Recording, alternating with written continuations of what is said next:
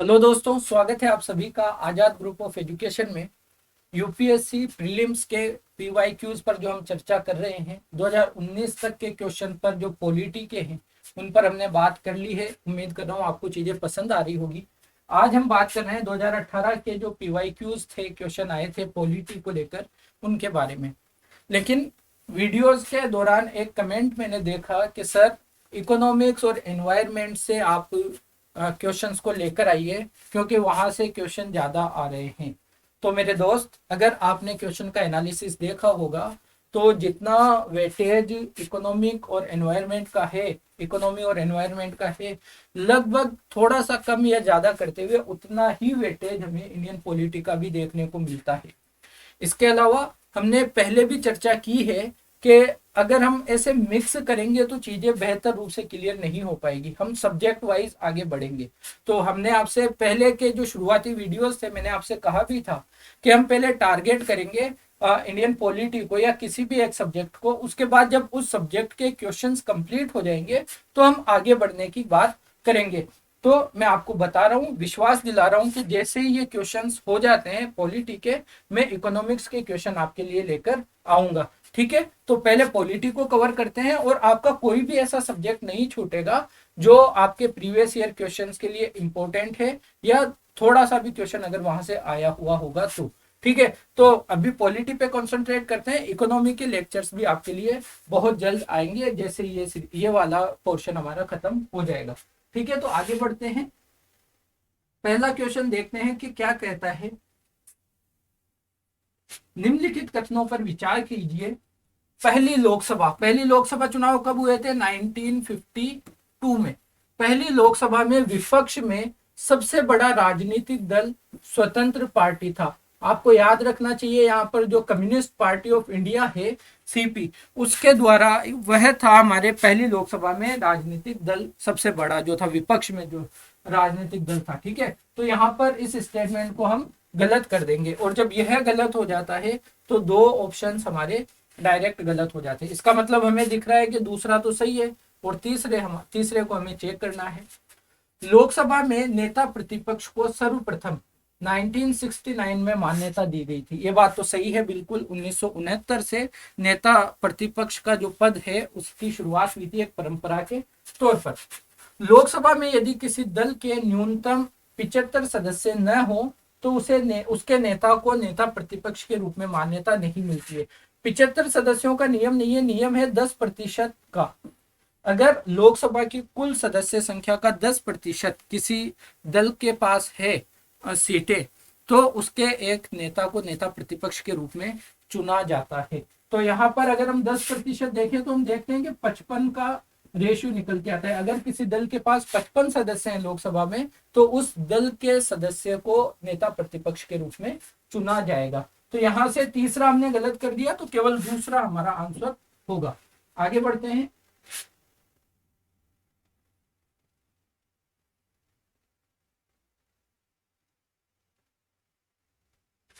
निम्नलिखित कथनों पर विचार कीजिए। भारत की संसद किसी कानून विशेष को भारत के संविधान की 9th शेड्यूल, 9वीं अनुसूची में डाल सकती है। तो बिल्कुल संसद को यह अधिकार है कि वह किसी कानून को 9वीं अनुसूची में डाले, क्योंकि 9वीं अनुसूची संसद ने ही बनाई थी। और 9वीं अनुसूची इसलिए बनाई गई थी कि जो कानून सुप्रीम कोर्ट में चैलेंज कर दिए जाते हैं मूल अधिकारों को लेकर, उनकी रक्षा के लिए, कुछ कानूनों की रक्षा के लिए उसमें डाल दिया जाए। और जो कानून 9वीं अनुसूची में डाल दिया जाता था उसका रिव्यू सुप्रीम कोर्ट नहीं कर सकती थी। लेकिन ओवर द ईयर जब केशवानंद भारती वाद आया तो सुप्रीम कोर्ट ने कहा कि आप जो धड़ाधड़ मिस यूज करने के लिए 9वीं अनुसूची का मिस यूज कर रहे हो ताकि सुप्रीम कोर्ट उसका रिव्यू नहीं कर सके, तो अब से सुप्रीम कोर्ट 9वीं अनुसूची का रिव्यू कर सकती है। इस तरह की बातें हुई थी। तो ठीक है, भारत की संसद डाल सकती है, इसमें क्या दिक्कत है ना? तो बिल्कुल सही है। 9वीं अनुसूची में डाले गए किसी कानून की वैधता का परीक्षण किसी न्यायालय द्वारा नहीं किया जा सकता एवं उसके ऊपर कोई निर्णय भी नहीं लिया जा सकता। ऐसा था जब 9वीं अनुसूची को पहले संविधान संशोधन के अंतर्गत रखा गया था, लाया गया था। लेकिन केशवानंद भारतीवाद में सुप्रीम कोर्ट ने इस बात को खारिज कर दिया कि सरकार तो क्या करने लगी है, मिसयूज करने लगी है 9th शेड्यूल का। तो यहाँ पर सेकंड को हम गलत कर देंगे, पहला हमारा सही है। ठीक है, आगे बढ़ते हैं।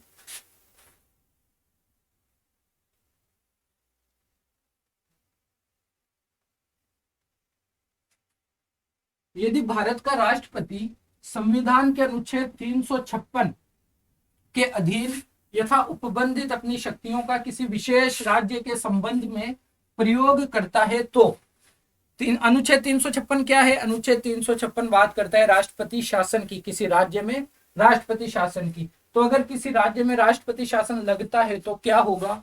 उस राज्य की विधानसभा स्वतः भंग हो जाती है। तो ऐसा नहीं होता, विधानसभा भंग नहीं होती, उस राज्य की जो मंत्री परिषद होती है, जो मंत्रिमंडल होता है, उसको भंग कर दिया जाता है। ठीक है, तो ये बात तो गलत है। उस राज्य के विधानमंडल की शक्तियां संसद द्वारा या उसके प्राधिकार के अधीन प्रयोज्य होंगी। ये बात बिल्कुल सही है। उस राज्य, जिस राज्य में राष्ट्रपति शासन लगा, उसकी विधायी शक्तियां संसद के हाथों में आ जाती है। तो ऑप्शन बी हमारा सही होगा। उस राज्य में अनुच्छेद 19 निलंबित हो जाता है, नहीं, ऐसी कोई बात नहीं है। उस राष्ट्रपति उस राज्य से संबंधित विधियां बना सकता है, विधियां बनाती है संसद। हमने देखा विधानमंडल की जो सारी शक्तियां विधियां बनाने जैसी, वो सारी संसद के द्वारा या उसके प्राधिकार के अधीन आ जाती है। तो इस तरह की बात यहाँ पर होगी। ऑप्शन बी होगा हमारा आंसर। आगे बढ़ते हैं।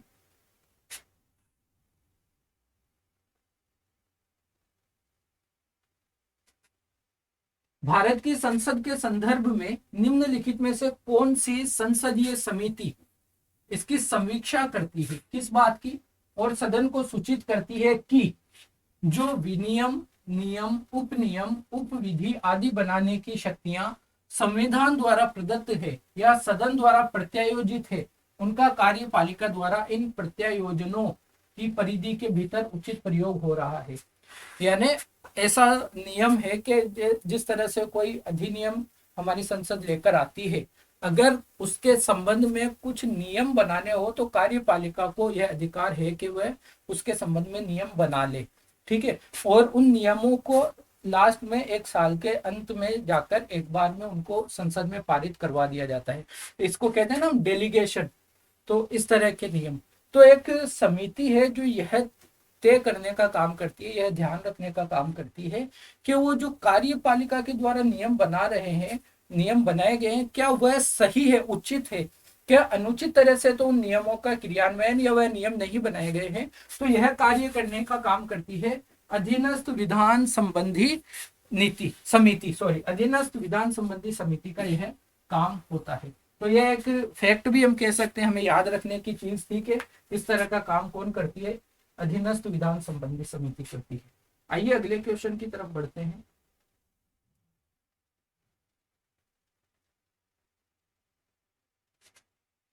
निम्नलिखित कथनों पर विचार कीजिए।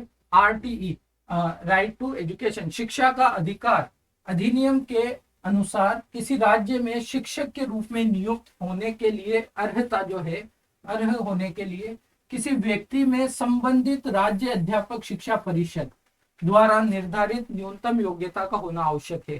तो शिक्षा का अधिकार अधिनियम कहता है कि किसी राज्य का शिक्षक नियुक्त होने के लिए उसे जो न्यूनतम योग्यता है वह होनी चाहिए राष्ट्रीय शिक्षा परिषद के अनुसार। राष्ट्रीय शिक्षा परिषद, तो यह राज्य अध्यापक शिक्षा परिषद नहीं है, राष्ट्रीय शिक्षा परिषद के अनुसार जो योग्यता निर्धारित की गई है उसके अनुसार उसे योग्य होना आवश्यक है। तो इसको हम गलत कर देंगे और फिर से वही बात, पहला गलत हो गया और तीसरा गलत हो गया। ठीक है, दो ऑप्शन हमारे पास बचे। आरटीई अधिनियम के अनुसार प्राथमिक कक्षाओं में शिक्षण हेतु किसी अभ्यर्थी के लिए राष्ट्रीय अध्यापक शिक्षा परिषद के दिशा निर्देशों के अनुरूप लिए गए अध्यापक अर्हता परीक्षण में उत्तीर्ण होना आवश्यक है। बिल्कुल, अध्यापक अर्हता परीक्षण में उत्तीर्ण होना आपके लिए आवश्यक है यदि आप शिक्षक बनना चाह रहे हैं। बिल्कुल सही बात है, दूसरा हम सही मानेंगे। भारत में 90% से अधिक अध्यापक शिक्षा संस्थान प्रत्यक्ष रूप से राज्य सरकारों के अधीन आते हैं। ये आंकड़ा ठीक है, लेकिन सरकारों के अधीन नहीं आते, निजी रूप से हैं ये। 90% से अधिक अध्यापक और शिक्षा संस्थान निजी रूप से काम कर रहे हैं। तो पहला और तीसरा हम गलत कर देंगे, दूसरा हमारा आंसर बिल्कुल ठीक होगा। ठीक है, थोड़ा सा हो सकता है कि आपको इस क्वेश्चन के बारे में ना पता हो, तो एक दो क्वेश्चन हमें पेपर में मिलते हैं कि आप उसे स्किप करने की स्थिति में रहते हैं। देखिए जो 100 क्वेश्चन है वो पूरे अगर आप करने जाएंगे, जबरदस्ती भी करेंगे, तो आपका सिलेक्शन तो नहीं होना है। 80-20 का रेशियो रख सकते हैं, बड़ा सेफ रेशियो माना जाता है। 80-20 का रेशियो रखिए, और ये बात मान के चलिए कि 15 से 20 क्वेश्चन अगर छोड़ने पड़े तो छोड़ेंगे, 80 क्वेश्चन तक हमें अटेम्प्ट करना है। और अगर ठीक तरह से कैलकुलेटिव रिस्क लेते हुए इस तरह का रेशियो आप अपना लेते हैं, तो यकीन मानिए आपका प्रीलिम्स आसानी से क्लियर हो जाता है। आगे की बात करते हैं अगले क्वेश्चन की तरफ।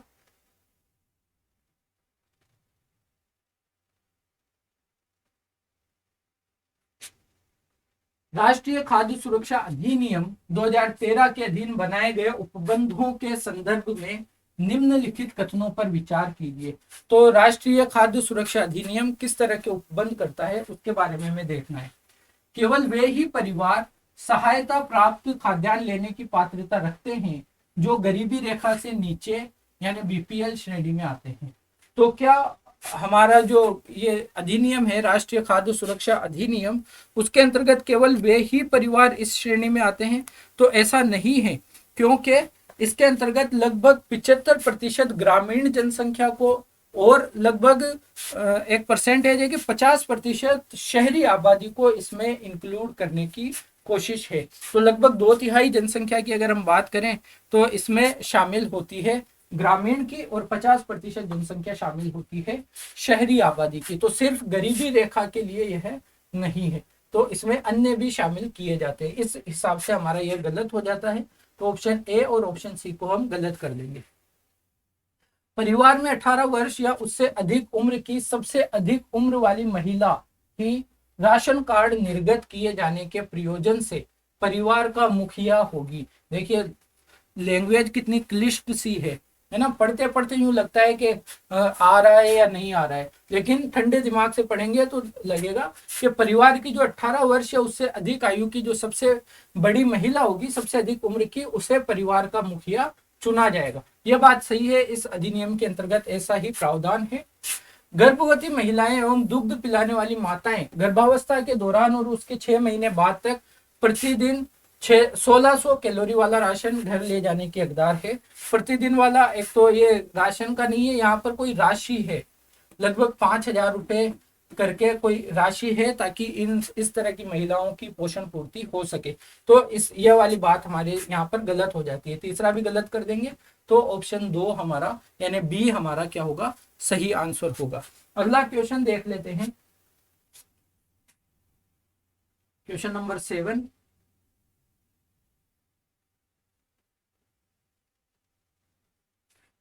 निजता के अधिकार को, निजता राइट टू प्राइवेसी के अधिकार को जीवन एवं व्यक्तिगत स्वतंत्रता के अधिकार के अंतर्भूत भाग के रूप में संरक्षित किया जाता है। ठीक है, सही बात है। भारत के संविधान में निम्नलिखित में से किससे उपयुक्त कथन सही एवं समुचित ढंग से अर्थित होता है? यह कहना चाह रहा है कि जो राइट टू प्राइवेसी है, जो निजता का अधिकार है, वह किसके अंतर्गत आता है, इतना सा पूछना चाह रहा है। ठीक है, इतनी बड़ी भाषा में। तो अनुच्छेद 14 और संविधान के 42वें संशोधन के अधीन उपबंध है, बिल्कुल गलत बात है। अनुच्छेद 17 एवं भाग 4 में दिए गए राज्य की नीति के निदेशक तत्व हैं। अनुच्छेद 17 तो क्या है, अस्पृश्यता की बात करता है, डीपीएसपी में ऐसा कोई प्रावधान है नहीं। अनुच्छेद 21 एवं भाग 3 में गारंटी की गई स्वतंत्रताओं में से है, क्योंकि हमारे सुप्रीम कोर्ट ने 2017 के पुट्टस्वामी वाद में हम इसको निजता के अधिकार को अनुच्छेद 21 के अंतर्गत जगह दी है और हमारा मूल अधिकार के रूप में घोषणा की है। तो यह होगा हमारा आंसर। अगला देखें,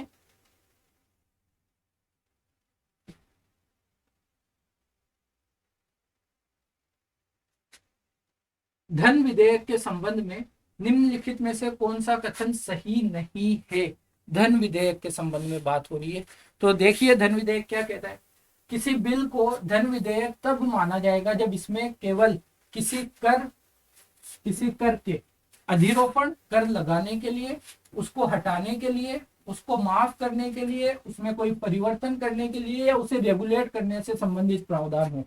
अगर किसी बिल में टैक्स को लेकर, टैक्स लगाना टैक्स हटाना, टैक्स माफ करना, टैक्स कम करना, टैक्स में परिवर्तन करना, उसके रेगुलेशन को लेकर कोई बात की हुई है, वह धन विधेयक में आता है। सही बात है। धन विधेयक में भारत की संचित निधि एवं भारत की आकस्मिकता निधि की अभिरक्षा से संबंधित उपबंध होते हैं। पैसों से रिलेटेड बात है, धन विधेयक में होगी। ठीक है।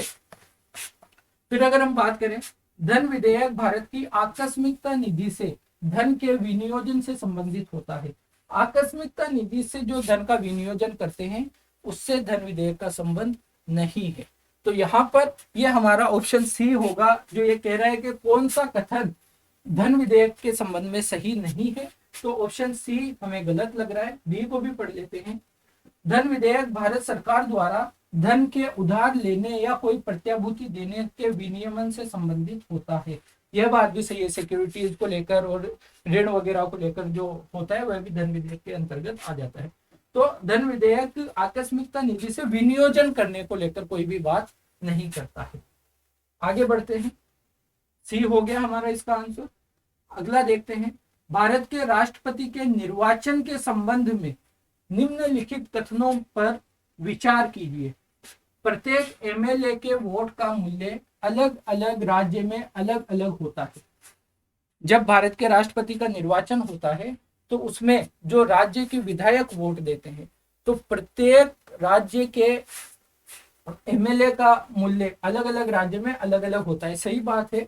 किसी भी राज्य में जो है उसकी राज्य की कुल जनसंख्या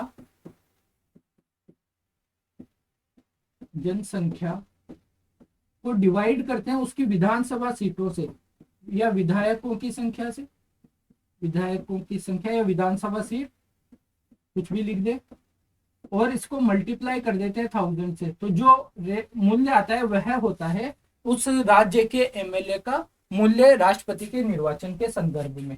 तो यहाँ पर ये पहला स्टेटमेंट बिल्कुल ठीक है, बिल्कुल सही है। अच्छा, यहाँ पर एक क्वेश्चन मैं कर लेता हूं कि राष्ट्रपति के निर्वाचन में इसका निर्वाचक मंडल के अंदर कौन कौन शामिल होते हैं? निर्वाचक मंडल में कौन कौन शामिल होते हैं? कमेंट करके आप बताइए। और कमेंट करने में आप बहुत कंजूसी करते हैं, कमेंट कीजिए, अपने सजेशंस दिया करें ताकि चीजों को बेहतर किया जा सके। वरना हमें लगेगा हम जिस तरह से आ रहे हैं वो बिल्कुल ठीक है, हालांकि हम पूरी एक रिसर्च के साथ किस तरह की जरूरतें एक एस्पायरेंट की होती है उसके साथ आते हैं। लेकिन अगर आपकी कोई ऐसी समस्या है जो इस वीडियो के फॉर्मेट में नहीं उसको रिकॉग्नाइज किया जा रहा है तो आप बताइए ताकि हम उसको भी सम्मिलित कर सके, आपके डाउट का क्लियर कर सके। ठीक है, तो आप मुझे निर्वाचक मंडल बताइए। पहला ठीक है बिल्कुल। लोकसभा के सदस्यों के वोट का मूल्य राज्यसभा के सदस्यों के वोट के मूल्य से अधिक होता है। बताइए सही है क्या? नहीं है ना, तो ये गलत है बिल्कुल। तो हमारा ऑप्शन ए होगा बिल्कुल सही। भाई राज्यसभा और लोकसभा के सदस्यों का मूल्य बराबर होता है किसी भी कंडीशन में राष्ट्रपति के निर्वाचन को लेकर। ठीक है, आगे बढ़ते हैं।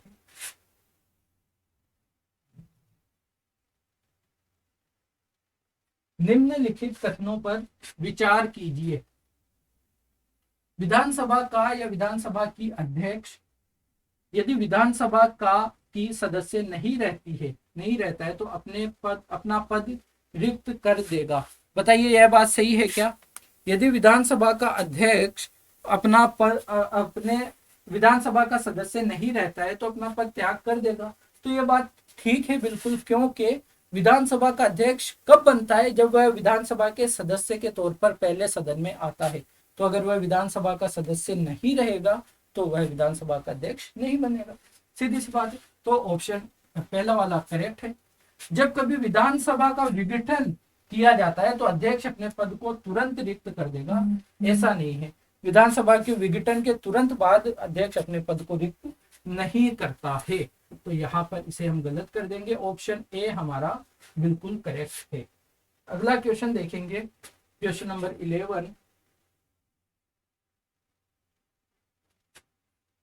11th क्वेश्चन हमसे कहता है विधि और स्वाधीनता के बीच सबसे उपयुक्त संबंध को निम्नलिखित में से कौन प्रतिबिंबित करता है?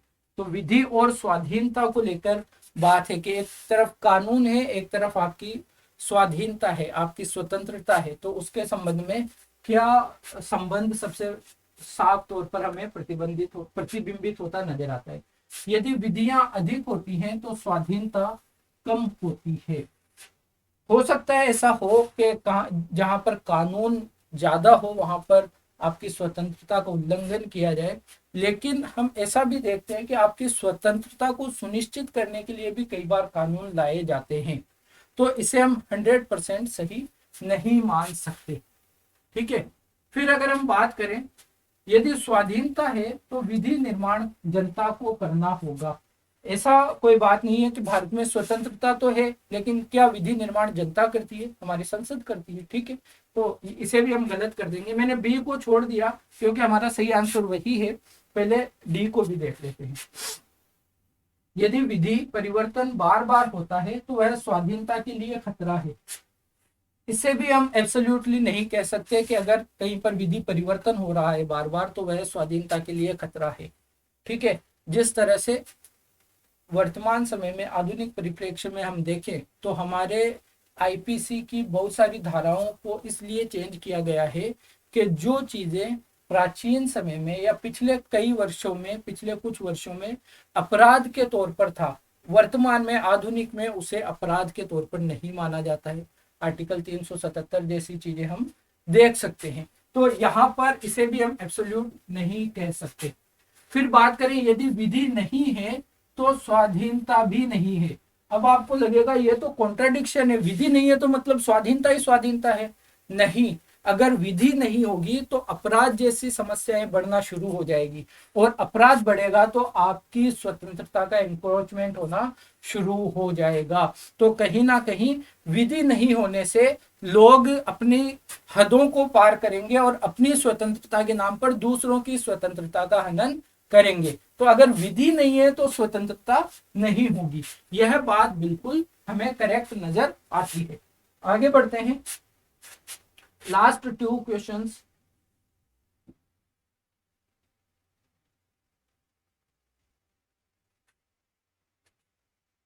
निम्नलिखित कथनों पर विचार कीजिए। किसी राज्य के राज्यपाल के विरुद्ध उसकी पदावधि के दौरान किसी न्यायालय में कोई दंडिक कार्यवाही संस्थित नहीं की जाएगी। बिल्कुल सही बात है। अनुच्छेद 361 इस बारे में प्रावधान करता है।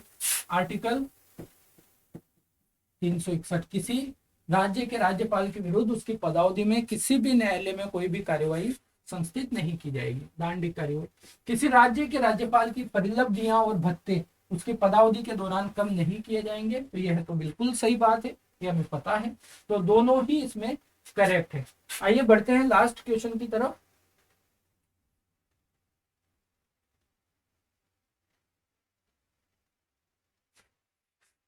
निम्नलिखित में से किनको विधि के शासन के प्रमुख लक्षणों के रूप में माना जाएगा? विधि का शासन, एक ऐसा राज्य, एक ऐसा देश जहां पर कानून ही सर्वोच्च है, संविधान ही सर्वोच्च है, वहां पर किसे इनके अंतर्गत रखा जाएगा? शक्तियों का परिसीमन, शक्तियों पर सीमाएं होती है। विधायिका की शक्तियों पर सीमा है, कार्यपालिका की शक्तियों पर सीमा है, न्यायपालिका की शक्तियों पर भी सीमा होनी चाहिए। तो यह होता है विधि के शासन में। विधि के समक्ष समता, विधि के सामने सभी समान है, यह भी होता है। सरकार के प्रति जन उत्तरदायित्व, क्या ऐसे राज्य में जहां पर विधि का शासन हो सरकार के प्रति जनता उत्तरदायी होती है या जनता के प्रति सरकार उत्तरदायी होती है? तो यहाँ पर उल्टा किया हुआ है, तीसरा गलत है। स्वतंत्रता और नागरिक अधिकार होते हैं। ठीक है, तो 1, 2 एंड 4 हमारा करेक्ट होगा। ऑप्शन सी को हम इसमें सही मानेंगे। तो यह था हमारा आखिरी क्वेश्चन, और 2018 के क्वेश्चन जो 13 क्वेश्चन आए थे वह यहाँ पर समाप्त हो जाते हैं। इसके बाद मैं आपको एक बार फिर से बता दूं, लगभग 3 वीडियो पॉलिटी की और आएंगी। 2017 में करीब 22 क्वेश्चन थे, उनका एक वीडियो आएगा। इसके अलावा 2016 और 15 के ईयर का जो क्वेश्चन है उनका एक वीडियो आ जाएगा, और 2013 और 14 के क्वेश्चंस को लेकर एक वीडियो हम डाल देंगे। तो इस तरह से 3 वीडियो आएगी, और जैसा आपकी डिमांड है इकोनॉमी और एनवायरनमेंट को हम पहले ले लेंगे, तो इसके बाद हम शुरू करेंगे इकोनॉमी को। ठीक है, अपने कमेंट जरूर किया करें, और जो भी सजेशंस हो, जो भी बातें हो, जो भी एप्रिसिएशन हो वो जरूर दिया करें, ताकि हमें भी आपके लिए काम करते हुए अच्छा महसूस हो। तो इस वीडियो को यहीं पर रखेंगे, अपना ख्याल रखिए, धन्यवाद।